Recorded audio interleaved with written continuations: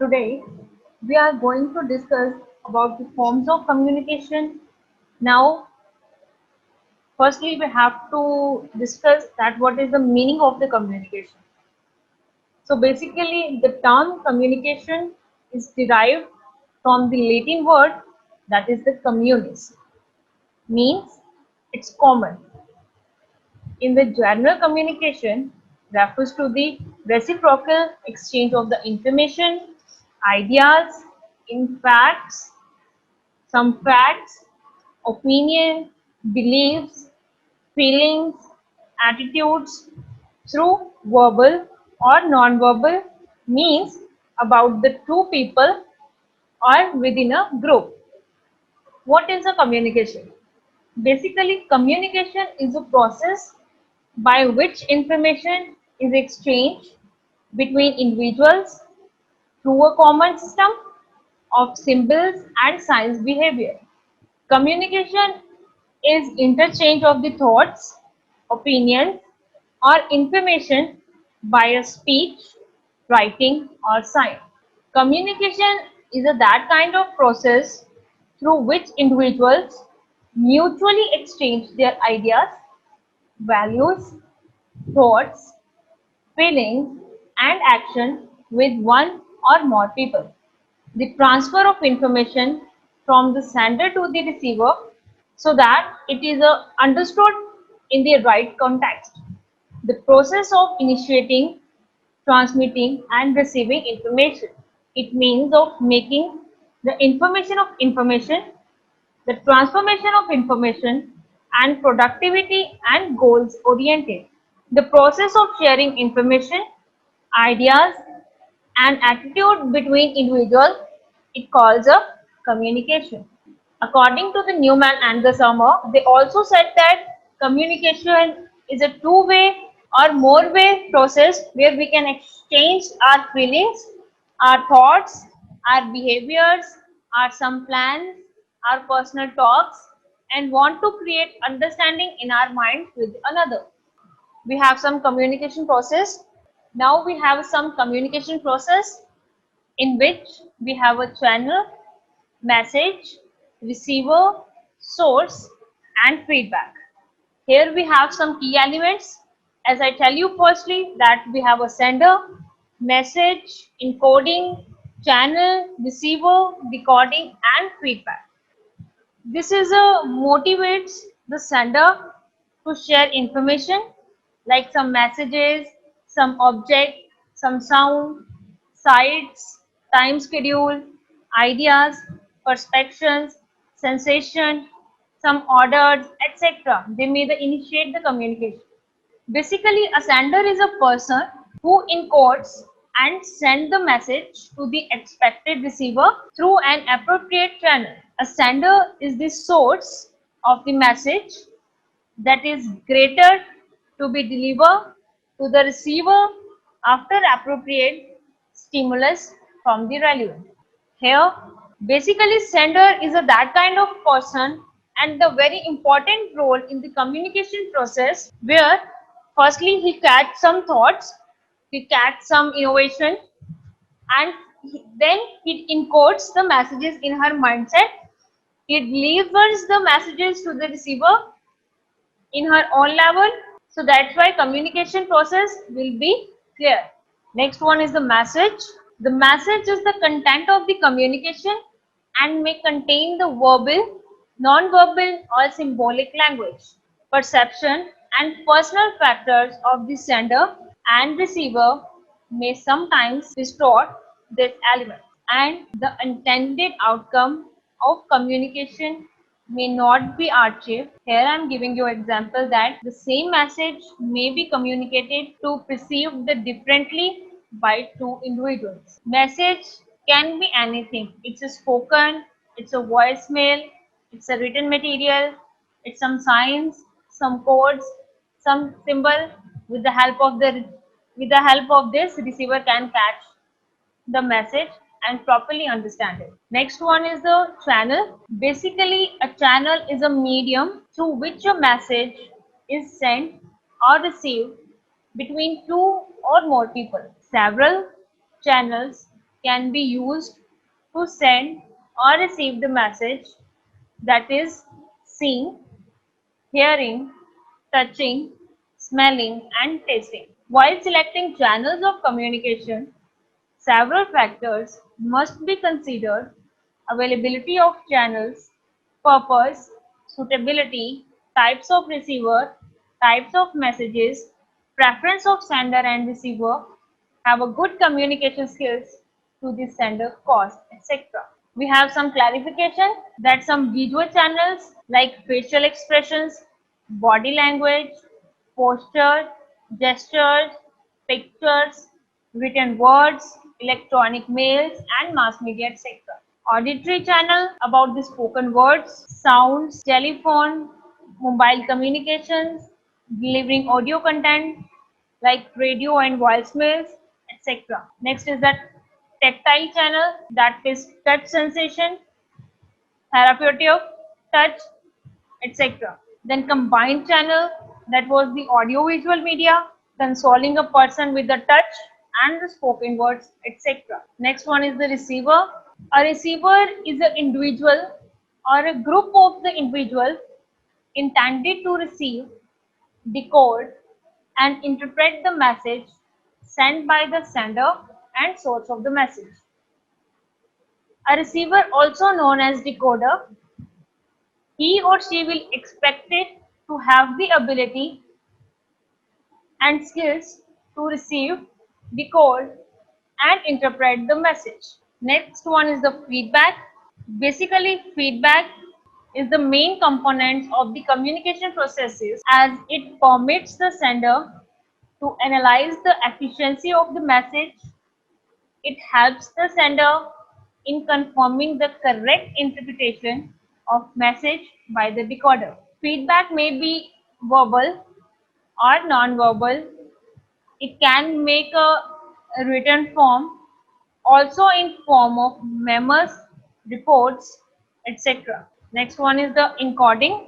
Encoding is that kind of process in the communication process where the information you would like to communicate get transferred into a form to be sent and decoded by the receiver. Next is the decoding. Decoding is on the receiving end of the communication. This stage is just as important as encoding. Similarly, communication can go downhill at this stage if the receiver is not practicing active listening skills, have a communication learning skills, or if they don't possess enough information to accurately decode the message.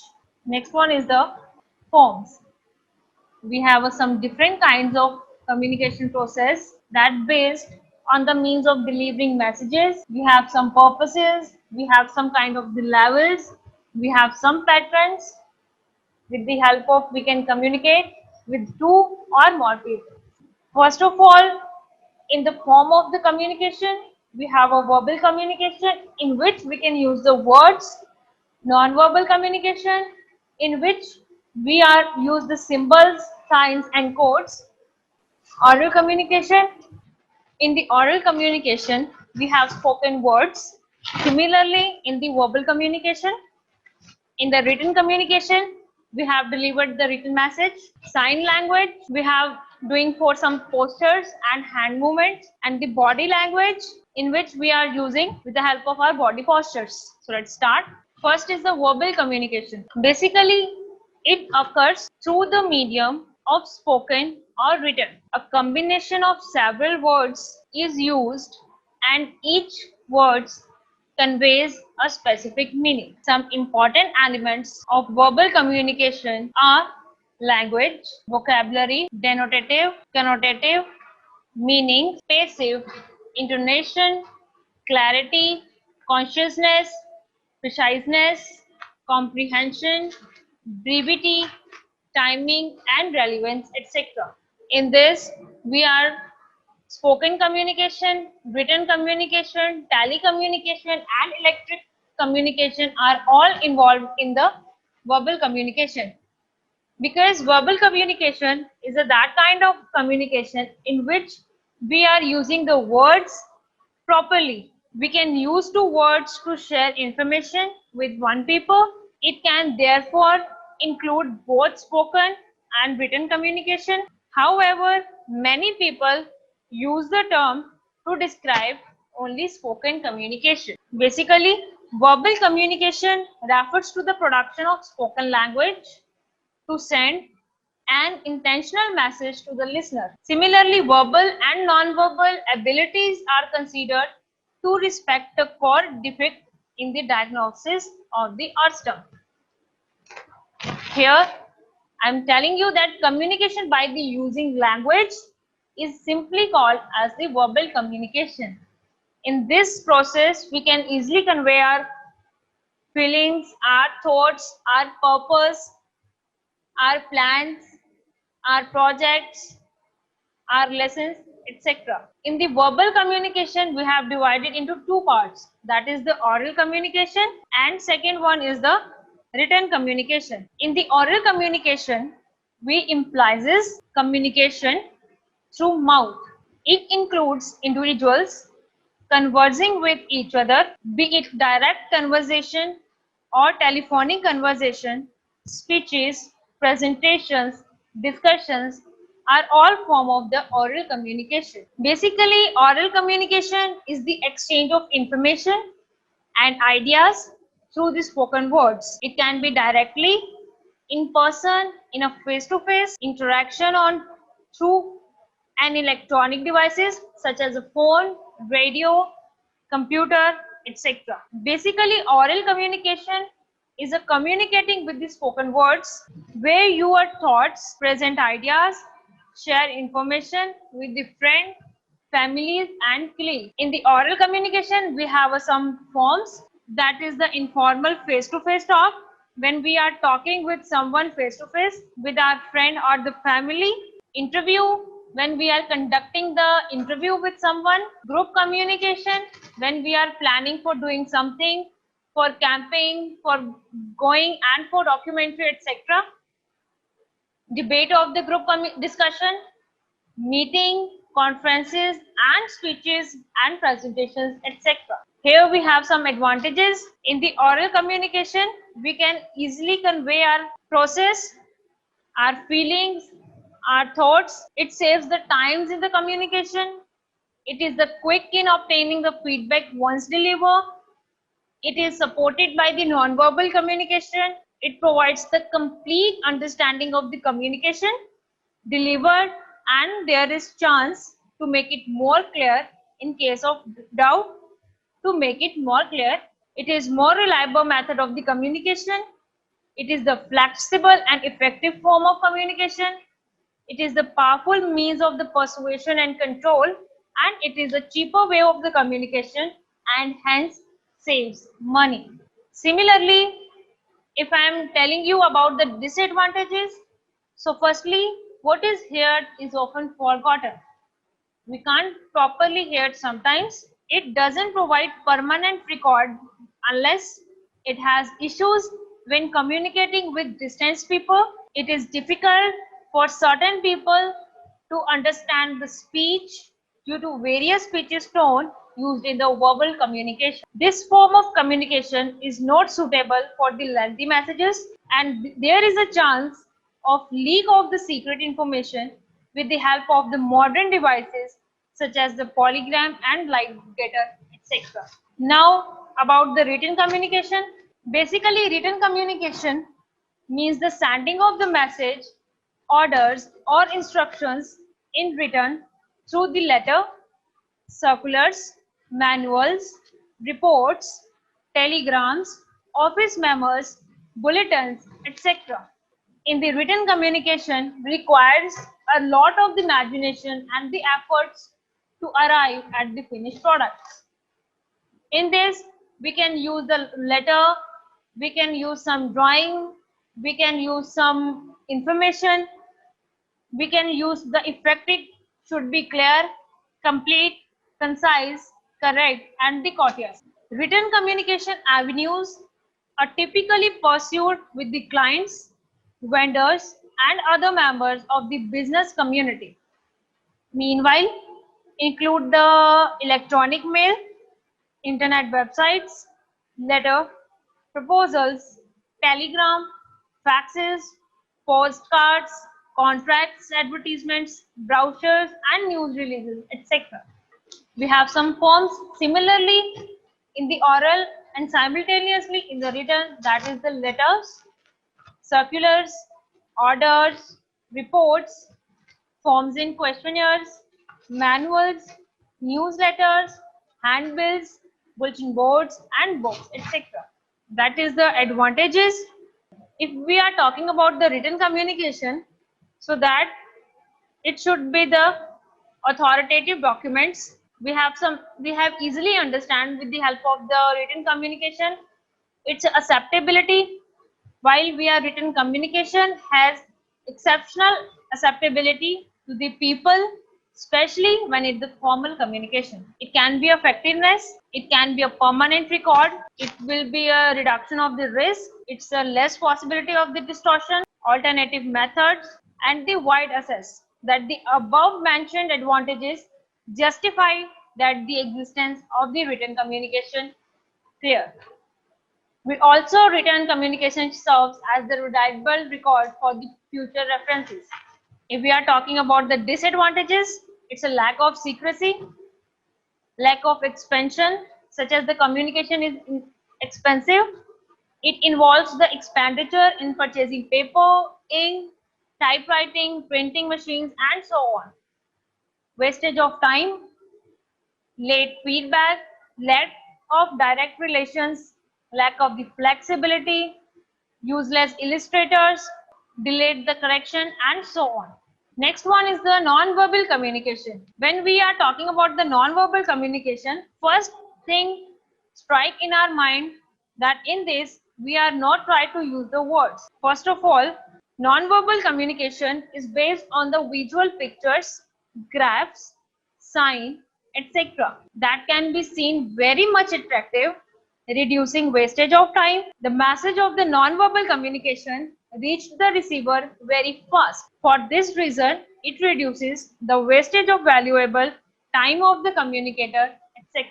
It can be used body postures, it can be used hand movements, play a significant role on our life, as it can improve a person's ability to relate, engage, establish meaningful interaction in every life. A better understanding of this type of communication may lead people to develop stronger relations with others. In the non-verbal communication, we can use the sign language, audio signals, video signals, body language, facial expressions, gestures, postures, and use the eye contact also.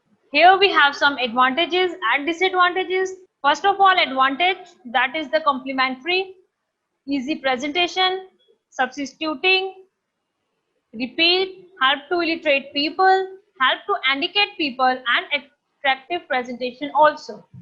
But in the disadvantage, vague and imprecise, continuous, multi-channel, culture bond, long conversation are not possible and difficult to understand the things. Similarly, now we will going to discuss about the sign language. Basically, sign language are the language that use the visual manual modality to convey the meaning. Sign language basically are expressed through manual articulations in the combination with the non-manual elements. Sign language are the full-fledged natural languages with their own grammar and lexicons. It can be a symbol which replaces the words, number, and proper understanding the signs. That is, first of all, we have some features like is a language which instead of the accountability and conveyed sound patterns uses visually transmitted sign pattern, manual communication, body language, lip pattern to convey the meaning. Simultaneously combine hand shape, orientation and movement of the hands, arms and body. It is an expression of the one's feeling and through the use of the symbols also. In this, we can the visual signs and the audience signs also. Visually sign, that is in front of doing something, they can visual with the help of some posters, some drawings, some cartoon maps and the diagrams. Similarly, we have some traffic lights rules, we have some danger sign, we have the no smoking symbol, we have the turn around, and that's it. Similarly, audio sign, when we are speaking someone with loud, some alarm, some doorbells, some mobile cell phone rings, some songs, and anything. Example of the sign language that useful for managing the time. Become better at spelling, helps you to become a better listener, you become more diverse, boost your business and create more opportunities, become easier to learn another sign signals, improve your body language skills, make communication interesting, child development, and so on. Similarly, we have some disadvantages, that is, sign language also not capable for doing the communication skills. We are not using the sign language also. It is quite likely to be misunderstanding. When we are children learn language by being the bombarded when it is all around. It is not comfortable to understand. It is not comfortable to observe the pictures. We can't understand properly sound signals or the sign languages. So we have the body language. Basically in the body language, is the use of the physical behavior, some expressions, some mannerism to the communicate non-verbally, often done instinctively rather than consciously. Humans send and interpret the some signals almost entirely subconsciousness. All of your non-verbal behavior, the gesture you make, your posture, your tone of voice, and how much your eye contact you make send strong messages. We have some postures, gestures, facial expressions, gaze, and eye contact, as I inform you firstly. In the body language is a very important in all form of the communication. It helps to break the barriers of the unfamiliarity and helps to form the better content with the receipt of the information. Here we are going about the posture.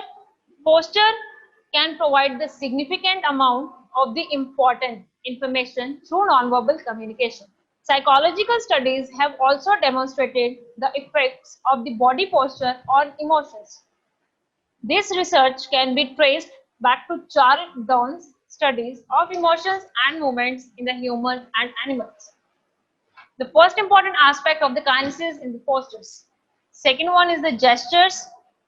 Gestures basically is a form of the nonverbal communication, as you know, in which the physical bodily actions communicate the particular message either in place or in conjunction with speech. Gesticulation and speech work independently of each other but join to provide the emphasis at the meaning.